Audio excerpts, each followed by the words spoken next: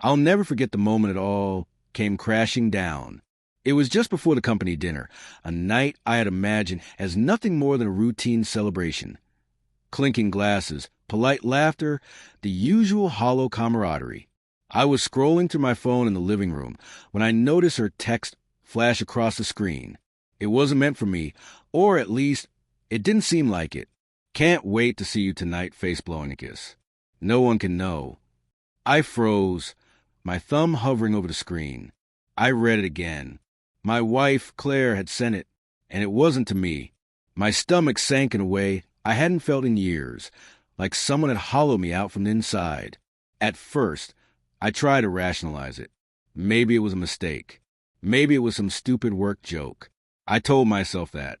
I kept telling myself I was overthinking it. But over the next few days, small things began to gnaw at me.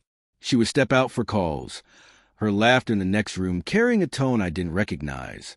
Phones left face down, messages disappearing before I could even blink. She missed dinner plans with a casual excuse that sounded rehearsed. And yet, every time I asked, my heart twisted with guilt. I felt like I was losing her trust before I had even done anything.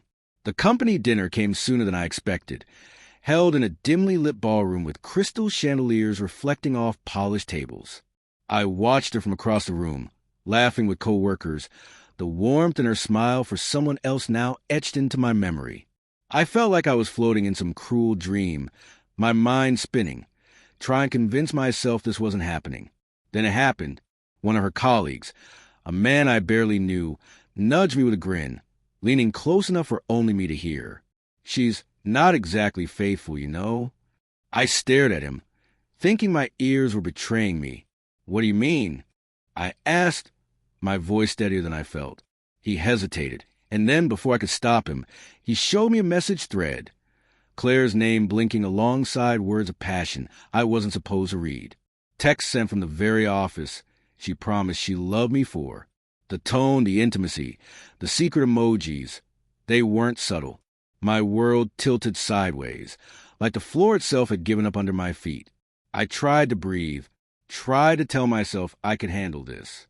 But my thoughts betrayed me, flickering through every memory, every tender glance, every shared joke that now felt like a lie. Her hand brushing mine on lazy Sunday mornings, the way she laughed at my bad jokes. Was it all performance? I felt my chest tighten with the weight of betrayal, but also confusion, because I couldn't reconcile the woman I loved with the one I saw in those texts. I remember confronting her later, my voice trembling between anger and heartbreak. Who is he? Claire's eyes were wide, guilt written in every line of her face. It's complicated, she whispered, looking away. I didn't want you to find out like this. I never wanted to hurt you. Her words fell hollow in the room, still echoing with the remnants of laughter and clinking glasses. I wanted to scream, to shake her, to demand some explanation that would make sense. Instead, I felt a quiet rage, the kind that doesn't roar but gnaws at your bones. As she tried to explain, I noticed the little things, the texts I hadn't seen, the hidden calls, the subtle excuses. It all painted a picture of deception I didn't want to accept, yet couldn't ignore. And somewhere in the middle of it all, I realized I'd been questioning myself for months, wondering if I was imagining things, if my insecurities were creating monsters that didn't exist. But the truth, as ugly and painful as it was, confirmed the suspicion I had been too afraid to voice. The confrontation ended not with shouting, but with silence.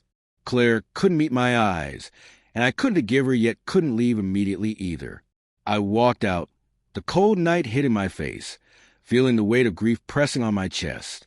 Every memory we had shared now carried a sting, every laugh a shadow of betrayal. Weeks later, I started rebuilding, not with her, but with myself.